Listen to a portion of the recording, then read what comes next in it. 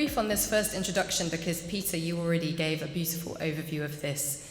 But we know, as Peter mentioned, from the Planetary Boundaries framework, that we are now outside of the safe space for our planet, not only in terms of climate change, but also 5 other boundaries. And you can think of that as we have lived on a stable planet for thousands of years, and now we are pushing our planet outside of that safe space through climate change, yes, but also biodiversity loss, nutrient cycles, land use change, and so on. So you can think of these as globally systemic risks. And many of us have rightly been focused on climate change, but it is not the only risk, and it is also connected to all of these other risks. So my own personal preference is not only to frame these as 2 sides of the same coin, climate and nature, but to think of ourselves as on one planet and being outside of the safe space for planetary risks. And this is now reflected in the Global Risks Report that the World Economic Forum produces through that survey. You can see that global leaders, including in business, are recognizing this. So if you go back to 2006, quite a long time ago, biodiversity was seen as an outlier and it didn't make it on the risks report. But for the last few years, it is there prominently, and you'll see it's framed in the context of environment. Yes, biodiversity loss, but we're also looking at this in the terms of ecosystem collapse, because biodiversity is a characteristic of nature which is essential for it to be stable, resilient, able to adapt to change, and able to produce all the different services which economic activity fundamentally relies on. So we need to see this in a holistic sense. And fundamentally, cash flows, which all of those who are in business and finance will understand very well, are fundamentally reliant on the flows of these services that nature generously and mostly freely provides us. And so the unprecedented, as Peter emphasized, historically unprecedented biodiversity loss that we are now driving is pushing us into a domain where physical and transition risks for nature are manifesting themselves. And that's why the expectations of investors are growing, that this be taken seriously. They're also growing from governments, as Peter mentioned, Target 15 of the Global Biodiversity Framework, driving all of this. So it's recognizing that the resilience of all economic activity, the prosperity of our own and future generations, fundamentally relies on the resilience and health of nature. So this is the overall framing for why this matters. So the TNFD, one of the acronyms in the alphabet soup, borrowing from our cousin organization TCFD, was inspired by this situation to, exactly as Peter said, build from the success of TCFD and develop, you could call it a framework, but it's basically a set of recommendations for what should be disclosed around nature, and also guidance, because this isn't just about disclosure, it's not just about compliance, as Peter emphasized, it's about assessing and managing these risks, which are fundamental to business success, fundamental to your strategy, to your governance, to your risk management, and ultimately to your bottom line. So in doing this, our theory of change is that through the uptake of the TNFD's recommendations and guidance, we will significantly shift global finance away from the activities that are driving that nature loss and driving those risks to your organizations, and towards investments that will help nature thrive and help economic activity thrive in the long term. We are a market-led initiative, so I mentioned 2 of our task force members. We have 40 task force members from all over the world, all real economy sectors who have major impacts and dependencies on nature, as well as financial institutions and market service providers like Singapore Exchange and PwC. And part of my role as the technical director has been to really lean on the leading science and standards organizations. So I know for many of you, the scientific credibility of what we're doing is very important, as well as its practical application. but also the interoperability with everything else that's out there. So Esther and I were talking this morning about GRI, ISSB. So I'll talk about that in a moment, but we have really built on the best of what's already out there. So it's like a consolidation to create one harmonized framework rather than recreating the wheel. And although we're a market-led initiative, we have government support. We're both supported and endorsed by both the G7 and the G20. So I won't go through them. You can see the list of organisations that are our task force members here. But I'd just like to emphasise it goes well beyond the task force itself. So we have a forum. Any organisation who's supportive of our mission can join the TNFD forum, and I encourage you to do so. You can go to our website and join. We currently have 1,400 members of the forum, and that allows you to stay in touch with what the task force is doing through webinars and through newsletters, but also to contribute to our work by providing input on our guidance and our further developments. And I'll speak about this more in detail, but one really important principle of TNFD is to be really easily applicable by the market, which is why we have such a market-focused design mechanism. And that's why we had 240 pilot tests. These were amazingly generous organizations who were willing to guinea pig what we were developing as we were developing it, but helped us to realize what would be practical to apply. And then building from that, we were really pleased in January this year at Davos to announce 320 organizations who are already committing to adopt the TNFD recommendations by financial year 2024 or 25. We also have a number of regional consultation groups. We have one here in ASEAN, and we also work with data providers, because one of the common themes that comes up is the data available to do this. So we've been working with innovative data providers to challenge them about what's possible now and what's further needed to make this accessible and possible. So I won't be able to go through all the details with 15 minutes, but just give you a high-level overview. So what TNFD has developed is really at sort of, even before you enter the detail, it's a way of understanding nature. So many in the room will have a common language and a common way of understanding climate, which built from the Greenhouse Gas Protocol, built from TCFD. What TNFD has done is to draw together leading thinking to help you understand nature and how it matters to business. So one example, very initial example, is to understand nature through 4 realms, which is basically showing that nature has fundamentally different components: land, ocean, fresh water, and the atmosphere, which is where climate comes in, but also air quality, with people sitting at the center. So it's a first way of just understanding what can be an impenetrable topic. And then at the center of what we have produced is a set of disclosure recommendations. So as Peter said, we did do a cut and paste, although a huge amount of thinking goes into the detail of how you do that.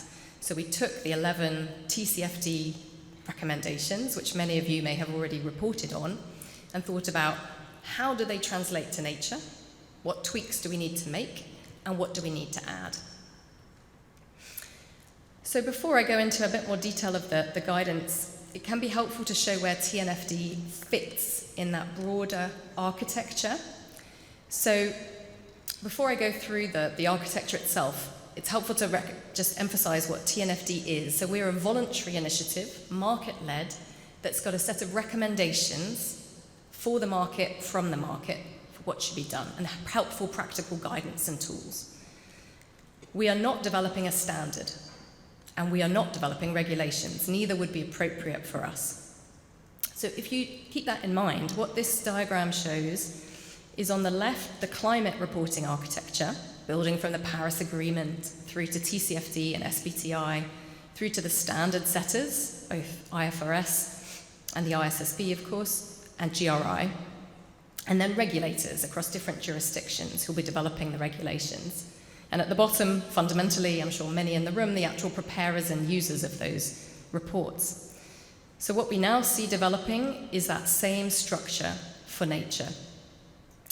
As Peter mentioned, the Global Biodiversity Framework sets that same harmonized set of global goals and targets. Yes, there are more than there were for the Paris Agreement, but there's a manageable number, agreed by 200 governments around the world. And TNFD has created that international framework like TCFD did. And learning from TCFD, we now see the uptake through 3 paths. So first, through standard setters. So for example, we have worked closely with GRI and the ISSB from the very outset, learning from what they've done, drawing from what they've done, and now they are drawing from us. So GRI's updated biodiversity standards draws on the TNFD's recommendations, and ISSB, when they get to nature and they're currently considering that recommendation from their staff, will draw on the TNFD's recommendations. And then of course there's regulators. And in one particular jurisdiction in Europe, they have moved extremely quickly. The European Sustainability Reporting Standards already draw on the TNFD recommendations, and we've worked closely with them in the last 2.5 years to make sure that happened. So very briefly, I won't emphasize this, Peter also emphasized this, fundamentally just for understanding this issue, the way the TNFD is framed is to think about how organizations depend on nature for its services and have impacts on the quality and quantity of nature, and those can be both positive and negative. That then creates risks to organizations, but also opportunities to benefit nature and benefit organizations. And this is the fundamental framing which runs throughout the whole TNFD framework. We emphasize that impacts can be not only negative but positive. We look at the 5 drivers of nature change, and we use this framing throughout. This comes from IPBES, which is the global science body, the equivalent of the IPCC. And underpinning what we have, I don't want to overwhelm you with the detail, but we heard from the market that nature is a new topic for many. It's a complicated topic.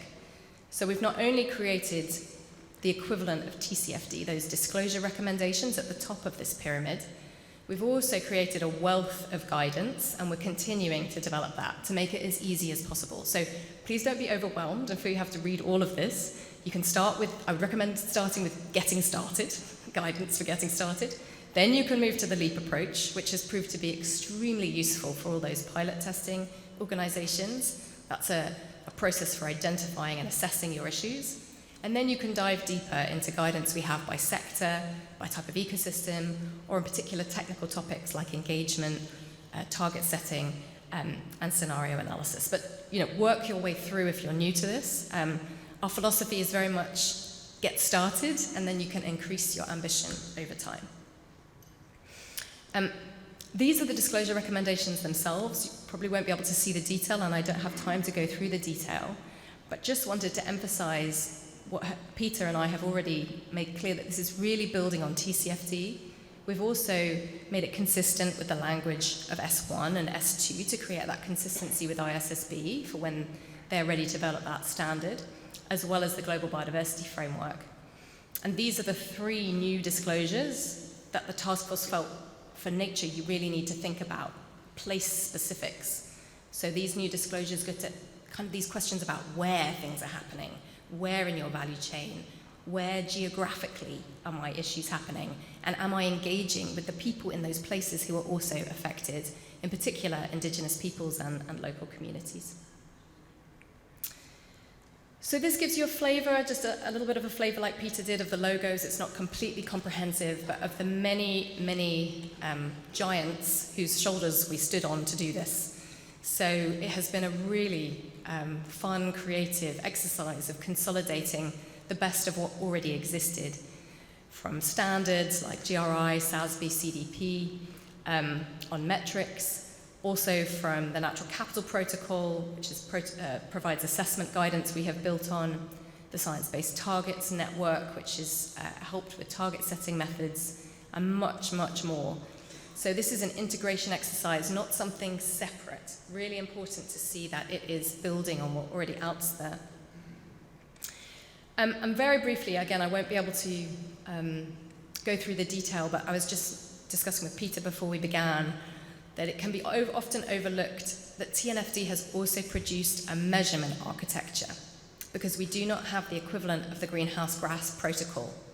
So we have gone to great efforts, and this was probably the technically most difficult piece of work we did in the last 2 years, to outline the indicators and metrics that would be useful for you to assess and for disclosure. And the reason this is shaped like a funnel is to put in reality what Peter said of don't boil the ocean.